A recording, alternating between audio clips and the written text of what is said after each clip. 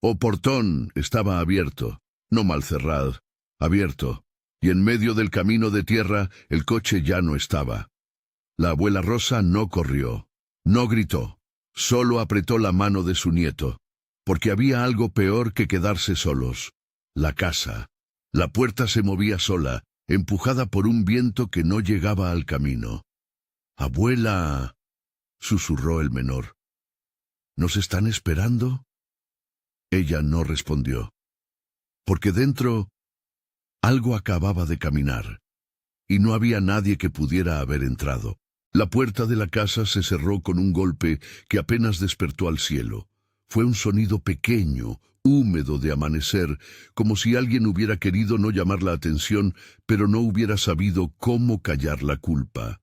La carreta se fue entre el polvo del camino, dejando atrás dos huellas que el viento ya empezaba a deshacer. Dentro, en la penumbra, Concepción encogió los hombros y miró a las niñas. Antonieta, con la mandíbula apretada como si así contuviera el mundo, y Josefina, que todavía acunaba en los brazos a un muñeco remendado de tela. Respiraban juntas, pegadas unas a otras, como si la cercanía pudiera tapar la ausencia.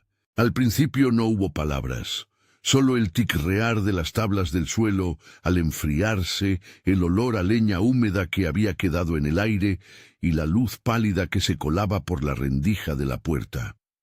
Concepción dejó la manta sobre las piernas de Josefina. Se puso de pie con la rígida decisión de quien carga más años que esperanzas, y fue a la cocina a tantear por comida. Había 2 tortillas secas en un plato, un trozo de queso viejo envuelto en paño, una lata medio abollada con arroz rancio. Nada que diera para más que para una comida dividida y silenciosa. Hizo un fuego con virutas, calentó agua y tranquilizó a las niñas con un gesto, con una voz que trató de ser más cálida de lo que le salía del pecho. «Vamos, hijas», dijo, «hoy comemos y dormimos calientes. Eso hacemos». El tono no era un mandato, sino una promesa hecha a medias. Antonieta la miró, midiendo las palabras de su abuela con la gravedad de quien se convierte en adulta por necesidad.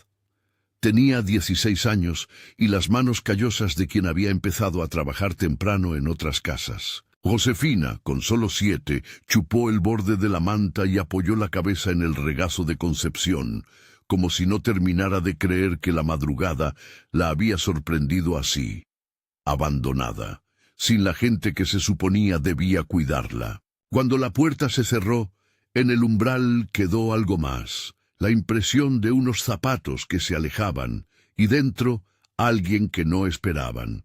No fue hasta que Concepción, buscando un vaso, sintió una presencia en la penumbra de la sala que la sorpresa se hizo palabra. Entre las sombras, un hombre estaba sentado en una silla de madera, con un pañuelo en la nuca y las manos limpias, sosteniendo una taza de café tibio, como si la casa fuera suya. «No esperaba visita», dijo Concepción sin levantar la voz.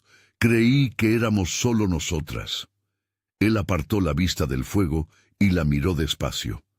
Tenía la cara curtida por viajes, como la piel de los sacos que se llenan y se vacían. No era un vecino de la plaza, ni un coleccionista de limosnas. Se llamaba Vicente, dijo con voz baja. Llevaba días viviendo en la casa vacía del camino. La había encontrado por casualidad, la había cuidado un poco, había barrido, había tapado una gotera, y cuando pasó la carreta no salió porque supuso que era cosa de la familia. No lo dijo en forma de disculpa, sino como quien enuncia una condición del lugar que había habitado. La explicación fue simple y no exculpó a nadie. La carreta se había llevado a su gente y las había dejado allí. No hubo un «lo siento» que arreglara nada. Vicente se levantó, dejó la taza y ofreció una mano sucia pero firme a Josefina, que la aceptó sin miedo. No preguntó por caridad. Preguntó apenas si podía quedarse un rato más a ayudar. Tenía herramientas, dijo, y sabía arreglar tejados viejos. Sabía también, por lo que preguntó más tarde, de huertos y de chivos. Su voz no prometía milagros, prometía trabajo. La primera mañana marcó el ritmo de los siguientes días. El frío temprano, la cuenta exacta del alimento, la práctica de estirar el pan como quien estira un día. Concepción organizó la casa como si organizara una cosecha, lo que pueda guardarse, guardar, lo que pueda arreglarse, arreglar. Antonieta aprendía a encender el fuego con menos humo. Ella fue quien remendó la única manta que tenían con puntadas pequeñas y seguras. Josefina recogía agua en un balde y barría la entrada con un palo de escoba. Vicente comenzó a salir a la plaza a ofrecer sus manos por trabajo. Cargaba sacos para Hermenildo, el mercader ambulante, y por la noche retornaba con algo de harina o un trozo de tela. Eran oficios pequeños, pagos pequeños, pero suficientes para mantener el techo y al menos dormir. Concepción no era una mujer sin pasado. Había vivido antes en otras casas, había cuidado vacas que ya no existían, había ahorrado pequeñas monedas en frascos escondidos. Había perdido a hijos en caminos que no volvería a nombrar. Su dignidad no necesitaba de palabras. Se veía en la forma en que ataba el cabello en un moño sin mirarse al espejo, en la manera de doblar los platos y dejar la mesa lista aunque nadie viniera. No se convirtió en heroína ni en víctima. Fue una mujer que supo contarse a sí misma la necesidad de no rendirse. Los vecinos miraban desde lejos. Al principio con tangentes de pena, con la rigidez que trae la costumbre de mirar por encima del hombro. Después, cuando las limpiezas y las pequeñas compras hicieron visible una diferencia, las miradas cambiaron de pena a sospecha. Concepción y las niñas trabajaban, cosían, remendaban la puerta. Vicente clavaba clavos con cuidado. La casa se veía menos ruin. Eso fue suficiente para generar preguntas. Antes de que se escribiera una nota en La Voz del Pueblo, Concepción hizo su propio inventario. Revisó armarios, tocó tablas flojas y, por costumbre, aposentó la mirada sobre el suelo de la cocina. Bajo una tabla que sonaba más hueca, encontró una lata envuelta en polvo. No era una lata vulgar, tenía un brochazo de óxido que le daba aspecto de reliquia. La arrastró afuera, la limpió con un trapo y la abrió con el filo de un cuchillo. Adentro había monedas, amontonadas, como si alguien hubiera querido guardar solo lo que pesaba. No eran muchas, quizás 8 o 10, según el brillo que conservaban, algunas marcadas por uso, otras casi nuevas. Junto a las monedas había una pieza de papel doblada, húmeda en un borde, como si hubiera querido llorar sus palabras antes de que alguien las leyera. Concepción entendió en un segundo lo que la lata representaba. No era un botín, era lo que quedaba de una vida, quizás parte del pago por años de trabajo de alguien que había nombrado Marcelino, quizás un resto que la casa guardaba de antiguos dueños. En su pecho se encendió un conflicto tan antiguo como un camino. Declarar lo encontrado, exponerlo a la mirada del pueblo y del poder, o usarlo en secreto para sostener a las 2 niñas que ahora dependían de ella. Los ojos de Antonieta, al verla entrar con la lata, no pidieron consejo. Observaron como si ya supieran la decisión que pesaba. Esa noche, Concepción no durmió. Sacó la lata al patio, la dejó sobre una piedra y la miró hasta que la madrugada casi la sorprendió de nuevo. Pensó en el coronel, que tenía la costumbre de pasear por la plaza con sombrero rígido y botas que hablaban de autoridad. Pensó en Hermenildo, que era hombre de trato fácil y lengua suelta. Sabía que si vendía una moneda a Hermenildo, podría comprar 2 chivos pequeños o semillas para el huerto y una lona para cubrir el techo.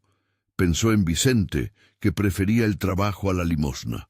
Pensó en dejar unas monedas guardadas, por si el mal se volvía grande. Cada alternativa traía una carga. Declarar implicaría admitir que la casa había sido mejor cuidada antes y, quizá, que pertenecía a otro. Ocultar abriría la posibilidad de que la verdad saliera y entonces la comunidad juzgara el acto como robo. Usar sería una tentación legítima y peligrosa a la vez. Si damos una moneda a Hermenildo, compro la lona, murmuró Concepción, más para la piedra que para su corazón. Con otra, compro semillas. Guardamos lo demás. Antonieta recogió la lata y, con manos firmes, propuso el plan. Vender una para comprar lo que hacía falta, comprar 2 chivos con otra venta si el precio alcanzaba y dejar una reserva oculta enterrada bajo la chimenea a modo de colchón. Josefina miraba como quien escucha una historia extraña sobre tesoros y no comprende aún la gravedad de la confidencia. Vicente, escuchando desde la puerta, no ofreció opinión sino una pregunta. ¿Y si alguien reclama? ¿Y si vienen a preguntar por las monedas? Las preguntas no tenían respuesta sencilla. Concepción midió el remordimiento como se mide un peso. Sabía que lo que haría tendría consecuencias morales. No era ceder a la codicia, era administrar el hambre.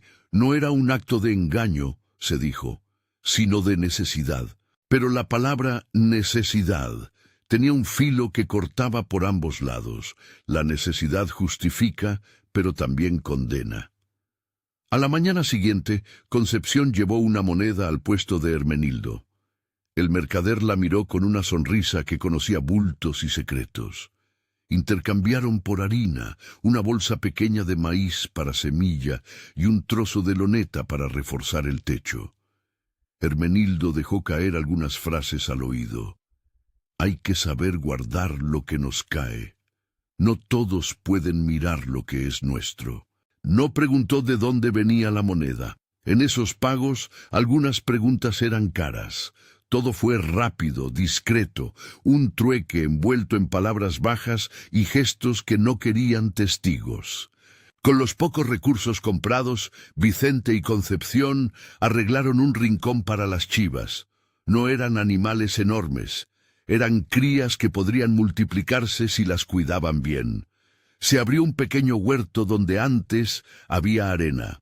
Antonieta aprendió a sembrar en surcos alineados, a esperar la paciencia de la germinación. Josefina aprendió a ordeñar con manos torpes pero diligentes. El trabajo fue una medicina. Arar, sembrar, arreglar tablas, les devolvía una cotidianeidad que parecía desvanecida y que ahora era tangible. Cada mañana la casa se veía menos vacía. Pero la mejora llegó con sus propios fantasmas. Una vecina que pasaba por el camino miró la puerta y se quedó un rato, como si contara algo en silencio. Los niños de la plaza empezaron a preguntar por qué había lonas nuevas y por qué se veía humo por la chimenea. Las miradas del coronel, aunque todavía lejanas, se volvieron más frecuentes. Un caballo que pasó lento frente a la casa, una sombra que inspeccionó desde la distancia. Se empezó a hablar en voz baja, con el temblor del que no quiere empezar un rumor, pero tampoco dejar pasar una sorpresa. Concepción sintió la tensión como un peso sobre los hombros. Ya no era solo la responsabilidad de mantener a 2 niñas, era la vigilancia de un pueblo que no aceptaba que la suerte cambiara de forma tan discreta. Se acostó una noche y soñó que la lata volvía a la oscuridad del suelo, que las monedas se deshacían en agua y que el olor a pan nuevo se convertía en una moneda que se le escapaba entre los dedos. Despertó con las manos adormecidas y la decisión de hacer algo que la dejara tranquila, escribir una nota. No una confesión, no una petición, sino una explicación del uso que planeaba darle al hallazgo. Si el ocultamiento tenía un precio, la claridad sería la manera de pagarlo. La carta, pensó, tendría cifras y nombres. Sería una hoja con la verdad expuesta y un plan. No era una rendición frente al pueblo, sería una estrategia para evitar rumores y para poner la decisión en manos comunes. En su mente, la carta dibujaba lo que la comunidad podría aceptar: compra de semillas, establecimiento de una práctica de trueque, una reserva para emergencias. Escribió la primera línea con una mano temblorosa. Encontré unas monedas en esta casa. No las tomé por placer, las necesito para alimentar y enseñar. Pero justo cuando las palabras iban tomando forma, alguien llamó a la puerta. No era un golpe de autoridad. No había botas del coronel en el umbral ni la portezuela de una voz amplia. Era Hermenildo, con su bolsa de mercader, que sostenía en la mano un trozo de pan envuelto en papel. Su cara mostraba una mezcla de curiosidad y cautela.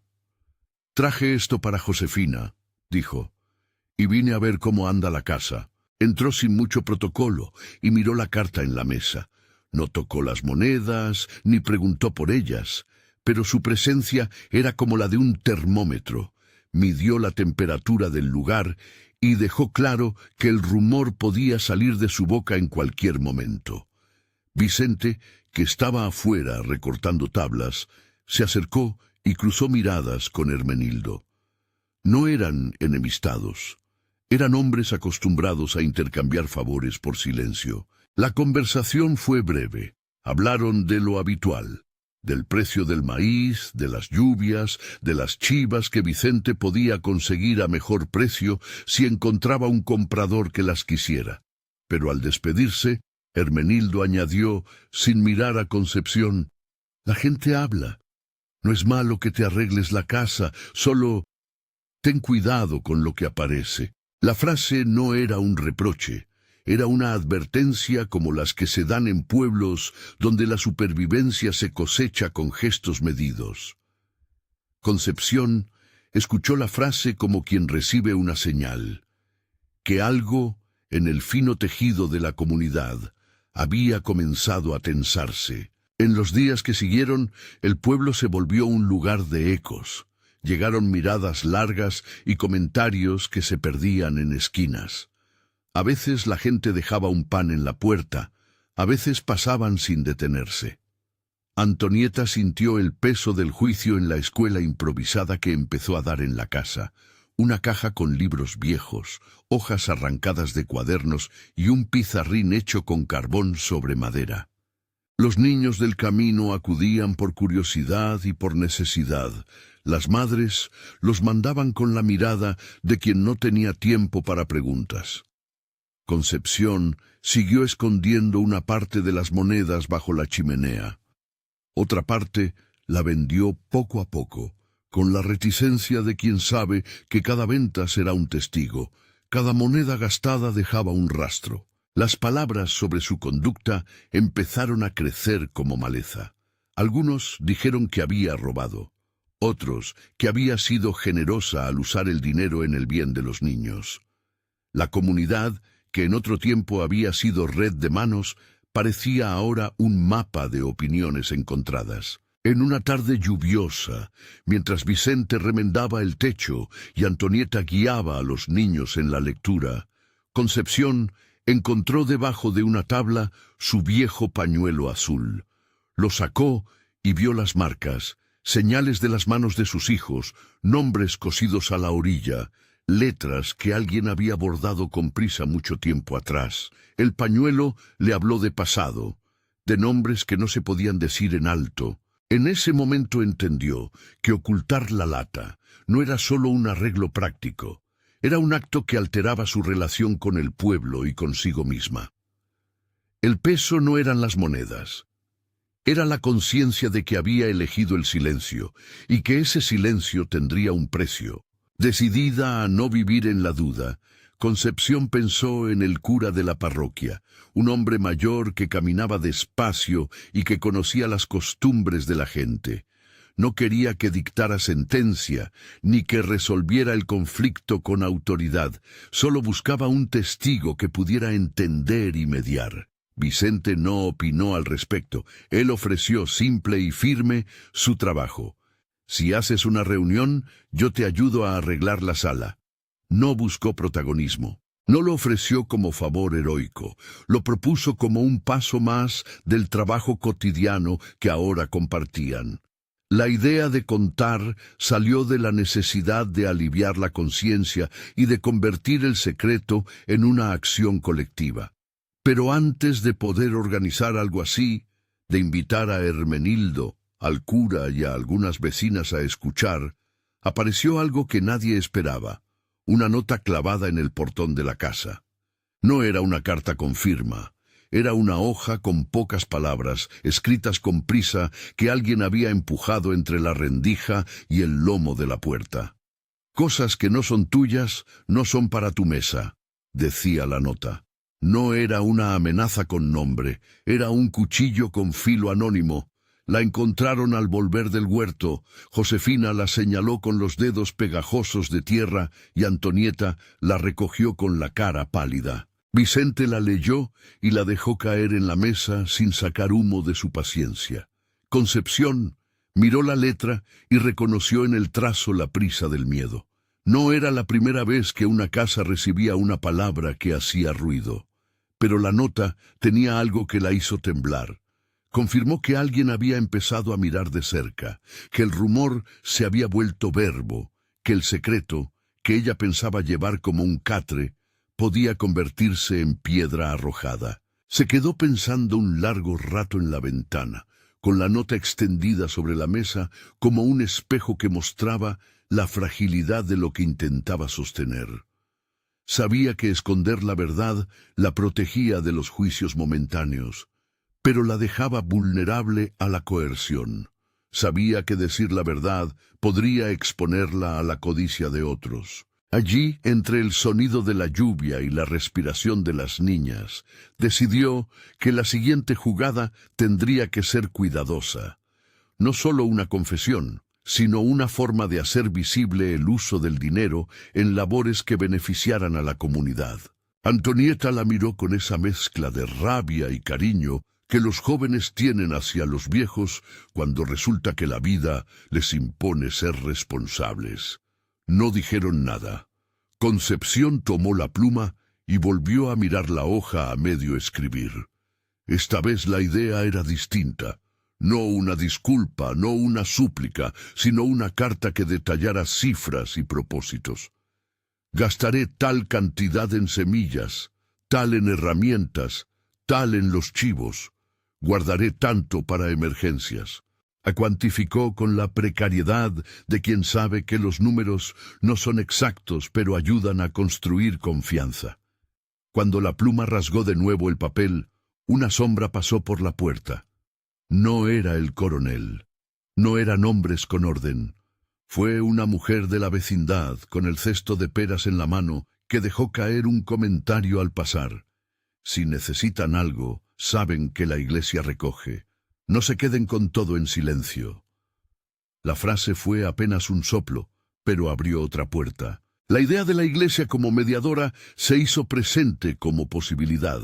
Concepción tomó la frase y la guardó porque en esa sugerencia veía la manera de hacer la transición, de lo oculto a lo visible, de la sospecha a la explicación. La noche cerró como si el aire quisiera sostener la respiración.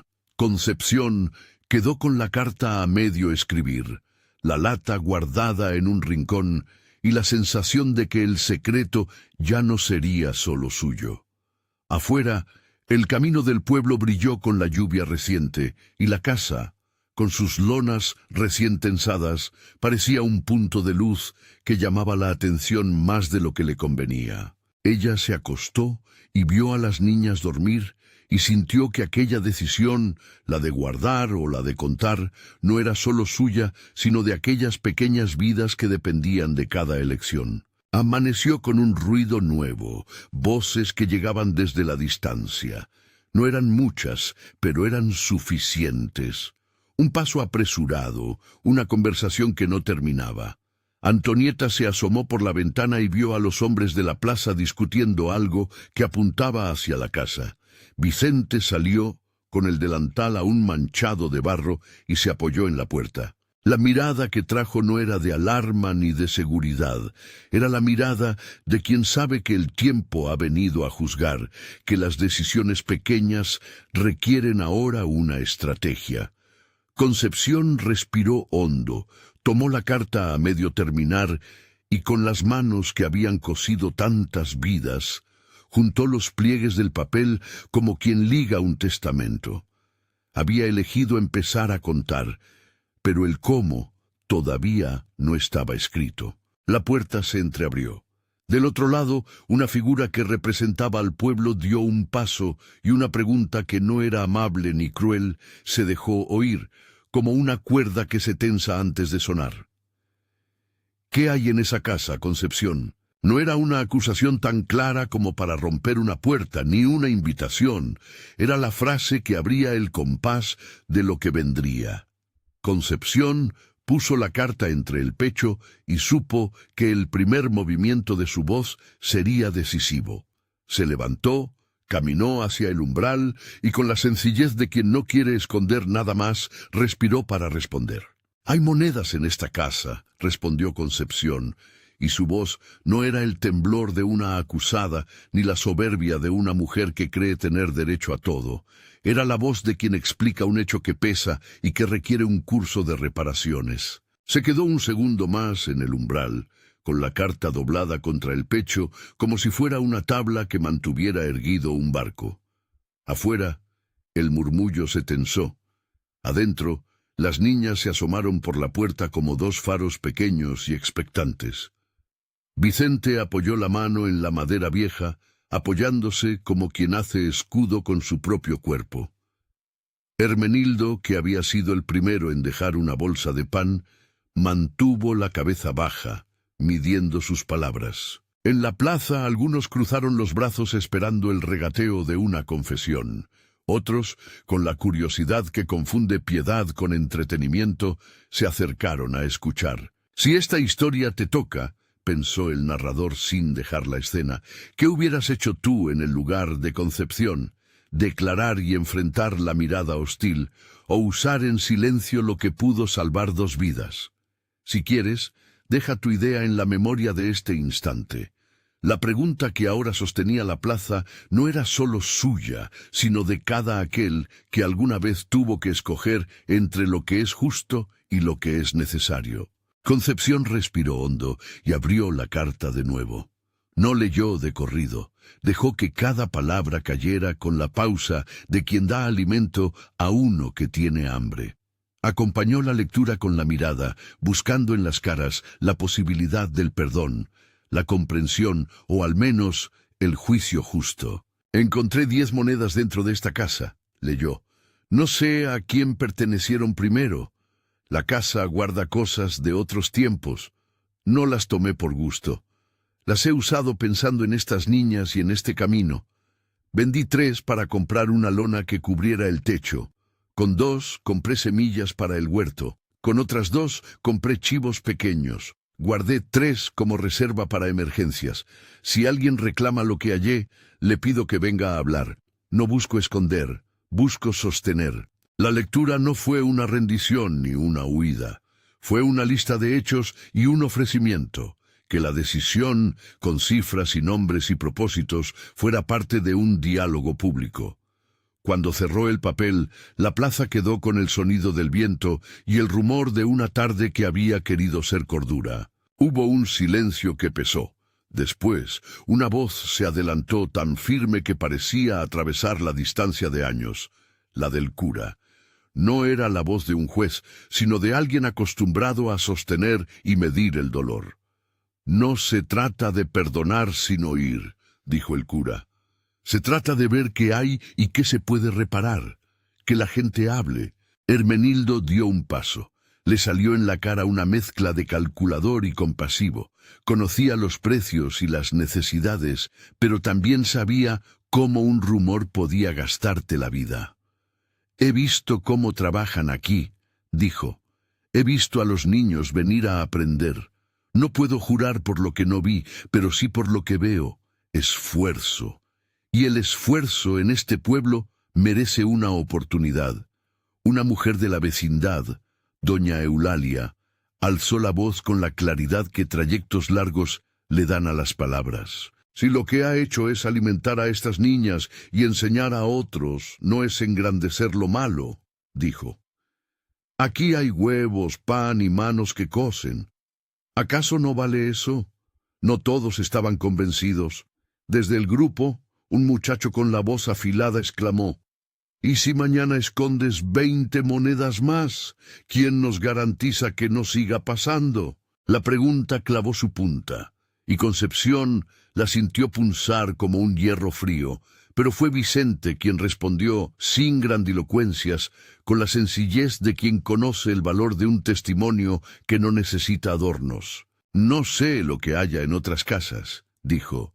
Lo que sé es que aquí han venido niños a leer, que Josefina aprendió a ordeñar y que las chivas dieron leche cuando hizo falta.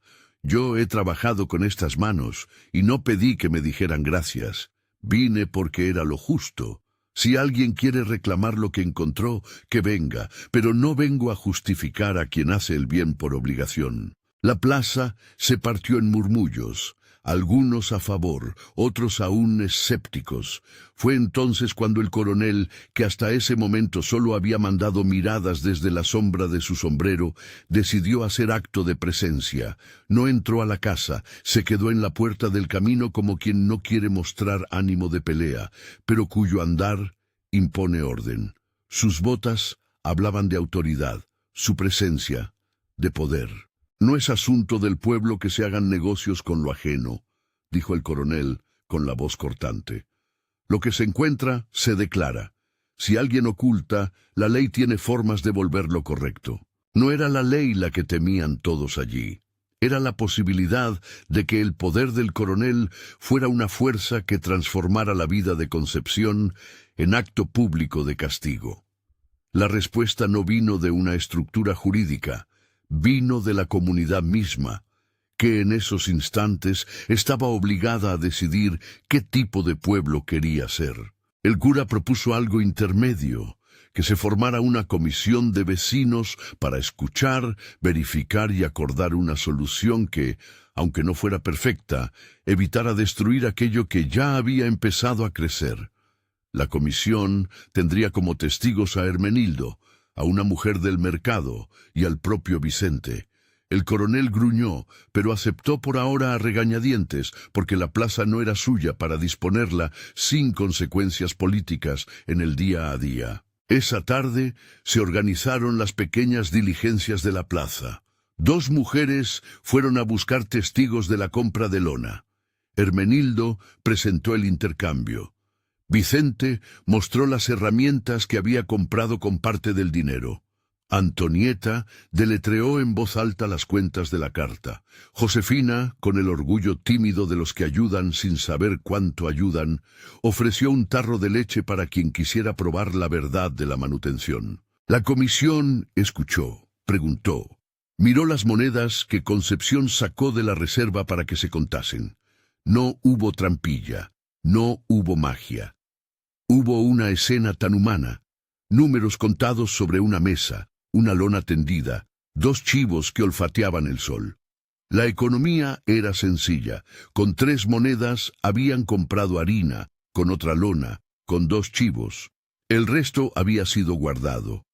Nadie podía decir que aquello multiplicara riquezas, multiplicaba manos para el pan. Se habló, sin embargo, de consecuencias.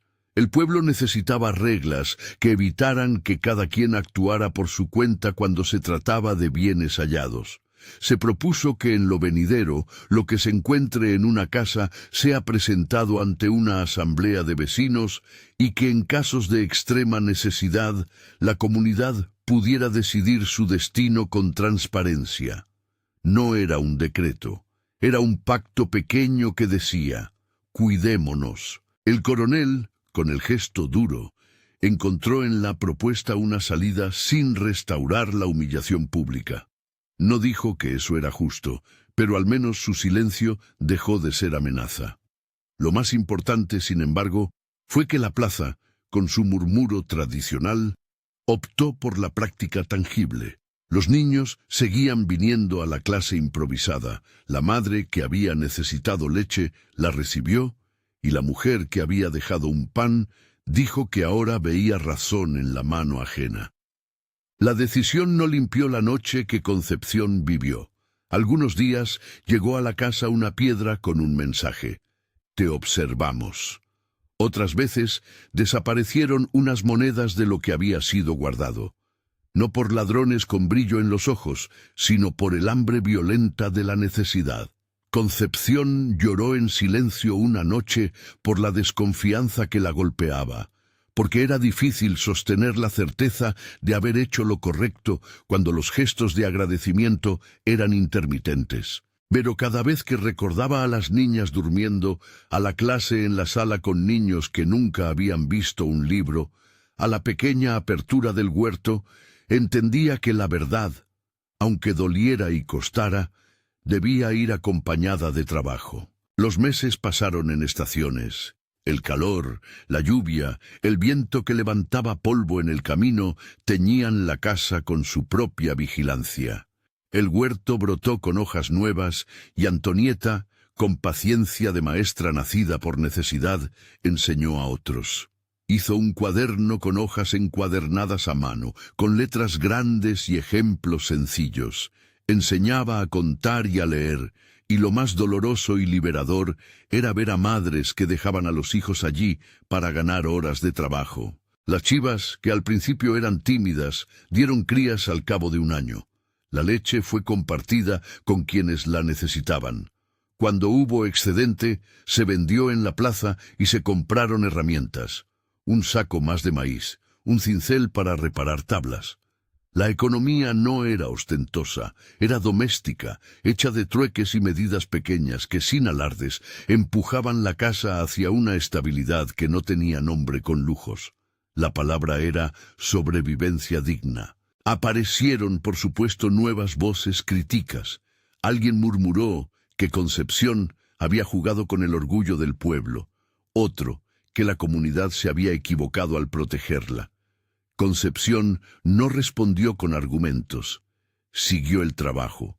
Sus manos, talleres, costuras, remiendos, se volvieron oficio compartido. Enseñó a Antonieta a trenzar la lana, a Josefina a hacer conservas. Enseñó a otros a sembrar más de la propia tierra. El tiempo fue el árbitro más sabio. Con paciencia, pequeñas transformaciones fueron mostrando frutos. Una mujer que antes no tenía que dar comida a sus hijos, comenzó a donarla a otro que perdió el jornal. Una casa se transformó en punto de encuentro para lluvias fuertes. Otro vecino ofreció una herramienta a cambio de leche.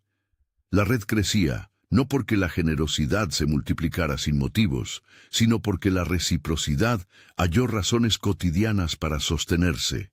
Comprar, ayudar, enseñar, recibir. Vicente, que había llegado sin promesas, fue quedándose como quien se instala en un lugar que le acepta. No se proclamó protector. Fue, en cambio, la presencia que sostenía cosas prácticas. Arreglar una cerca, llevar al mercado un saco de harina, acompañar a Antonieta a buscar libros usados en la ciudad más cercana. Con el tiempo, su figura se hizo menos ambigua.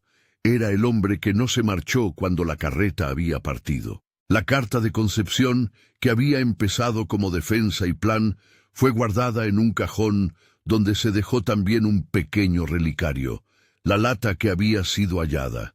Nadie la escondió por malicia. La enterraron cerca de la chimenea, rodeada de piedras pequeñas, y colocaron una losa. Una piedra sin inscripción que sólo los del lugar sabían que marcaba algo que no debía olvidarse. La lata enterrada se hizo símbolo, testigo de que lo hallado podía volverse cimiento, pero que la memoria sobre la forma de hallarlo debía quedar. Hubo noches en que la casa dormía con puertas abiertas y el ruido de pasos constantes. La gente venía a aprender a cosechar, a remendar zapatos, incluso a escuchar a Concepción contar historias de su infancia, cuando la pobreza tenía otros sonidos. La enseñanza que emergió no fue solo de letras, fue de oficio. Y con oficios, las niñas y los niños aprendieron que la dignidad es el oficio de sostener lo común. Pasaron 3 años desde la noche en que la carreta dejó la casa al borde del camino. En ese tiempo, la escuela improvisada creció hasta tener una pared pintada con tizas que relataban historias sencillas. A es de árbol, B es de brote, C es de camino. Antonieta era ya una mujer que hablaba con autoridad a los niños. Sabía cómo corregir una T por una R, cómo guiar la mano de un niño para que no temiera al lápiz. En un otoño, cuando el huerto prometía abundancia, llegó Lorenzo Tavares. Era uno de esos hombres de paso que terminan encontrando su sitio. Un joven de la vecindad con manos para la tierra, que había visto la casa hacerse pueblo y que se sintió atraído por la entereza de Antonieta. No fue un amor de novela, fue un enlace forjado en la costura de la vida diaria. Le trajo juegos para los niños, compartió la risa en algún trabajo y con el tiempo propuso matrimonio con la sencillez de quien regala una moneda por cariño. Antonieta aceptó no como fuga de la responsabilidad, sino como la continuación de una empresa colectiva, formar una familia que no dejara a nadie. El coronel, que en el principio fue sombra y amenaza, siguió apareciendo en la plaza con su porte habitual. Intentaba restablecer su influencia con prebendas y regalos públicos, pero la suya era una autoridad que el pueblo ya no compraba con la misma facilidad. La gente había visto lo que la cooperación hacía. Si alguna vez intentó remover las chivas, encontró manos juntas. Si intentó imponer, encontró silencio y un mirar distante. El poder del coronel no desapareció, pero se volvió menos capaz de quebrar lo que la comunidad había construido con esfuerzo cotidiano. Hubo resistencias pequeñas y persistentes, disputas por lindes en un terreno, una queja por el precio de la leche en la plaza, una ofensa vieja que volvió a la luz cuando el vino corrió en una fiesta de iglesia. Concepción sintió cada una como golpes viejos que la obligaban a moverse con cuidado. No fue un camino sin espinas, pero la mayoría de las espinas se disolvieron en el trabajo: arreglar la cerca, compartir semillas, cuidar a los niños enfermos. Años después, en una tarde dorada, la casa del camino tenía ventanas abiertas y un huerto que le daba sombra. Las tablas habían sido recicladas.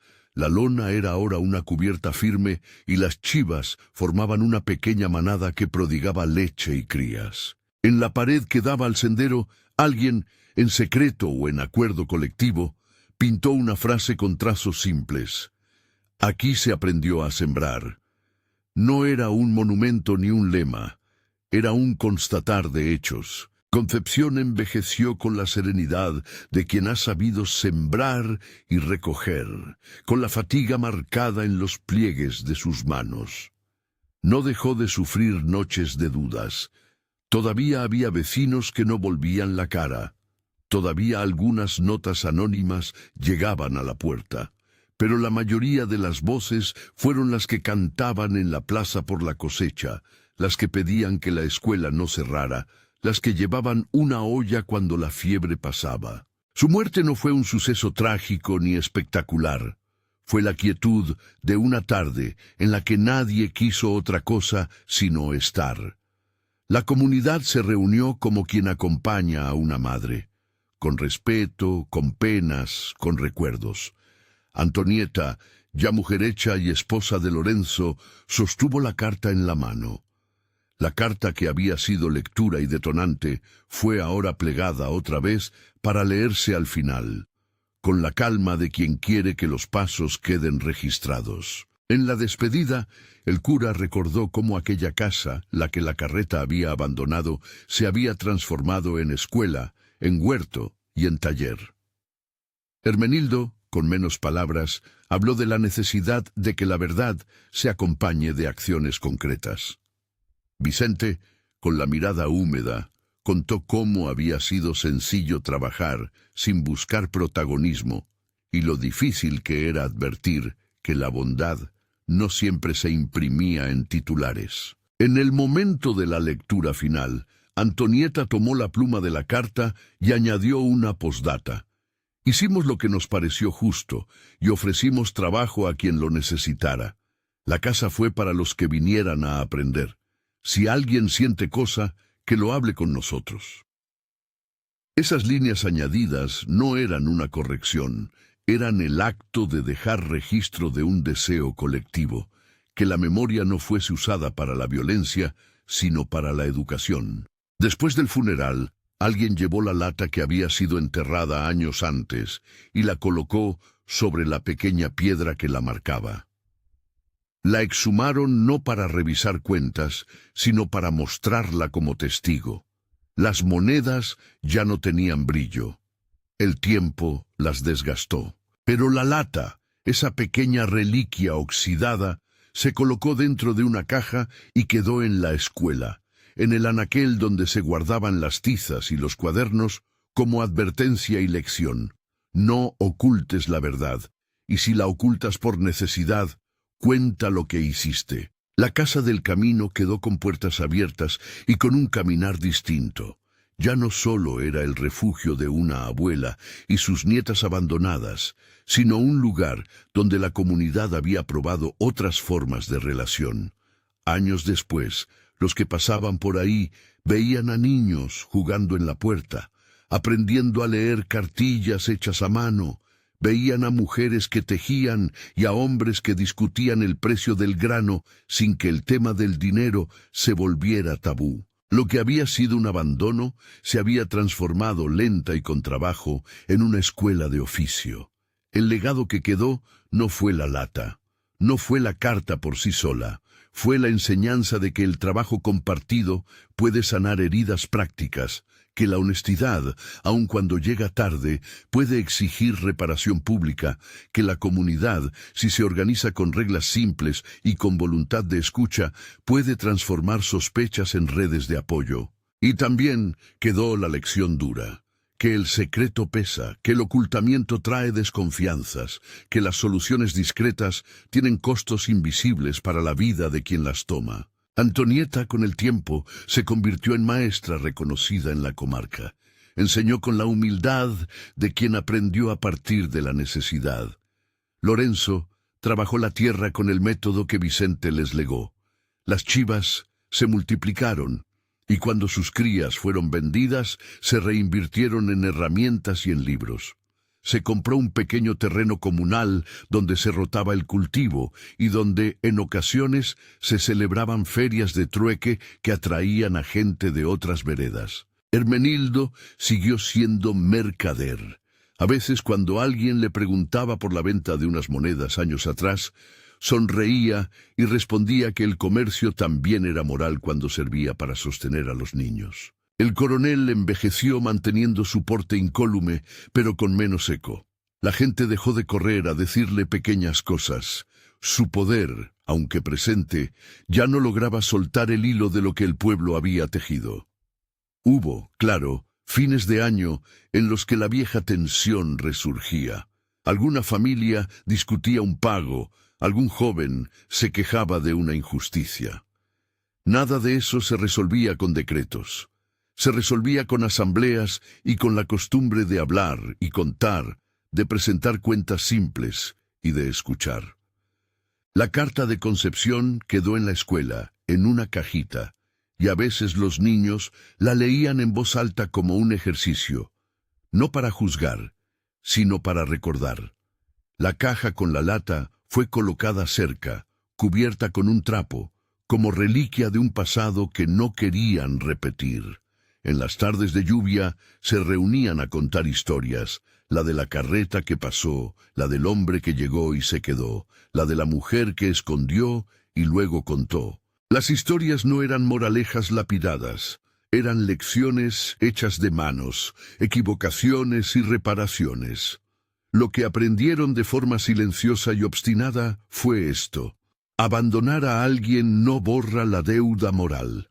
El acto de dejar una abuela y 2 niñas en la casa vacía fue, para quienes lo hicieron, una acción que pretendía zafarse de responsabilidad. Pero la vida, con sus ritmos de trabajo y necesidad, obligó a otros a asumir, a construir. Y la reparación no fue un gesto de caridad, sino una decisión difícil que algunas personas tomaron. Aceptaron que el mundo no funciona con decretos, sino con labores diarias. Concepción murió con la certeza, arrugada en su pecho, de que había elegido lo que creía mejor para las niñas. No alegó inocencia total. Aceptó las dudas que la acompañaron. Su carta quedó como testimonio de que, en la tensión entre justicia y necesidad, la transparencia ayuda a recomponer. Y el pueblo, que en principio miró con sospecha, terminó por aprender que el destino común se puebla de pequeñas obligaciones. Dar un saco de maíz cuando es preciso, prestar una herramienta, enseñar a leer, enterrar una lata con la honestidad de quien no espera aplausos. La historia terminó sin grandes gestos de gloria. Terminó con ventanas abiertas y con niños que aprenden a contar. Terminó con Antonieta sosteniendo la pluma en manos firmes y escribiendo las reglas simples que luego se convirtieron en costumbre. Mostrar lo hallado, discutir y acordar, repartir lo que sea para el bien común, guardar siempre una reserva para emergencias. No era la solución total al mundo, pero sí era lo que un pueblo al borde del camino pudo construir para que nadie más quedara sin testimonio. Si esta historia te hizo pensar en lo que tú harías frente a una decisión semejante, compártela con alguien que valore relatos de dignidad y trabajo. Suscríbete para escuchar otras historias donde el silencio y la verdad se enfrentan y donde, a veces, la esperanza se construye con manos callosas y con cartas que alguien se atrevió a leer en voz alta.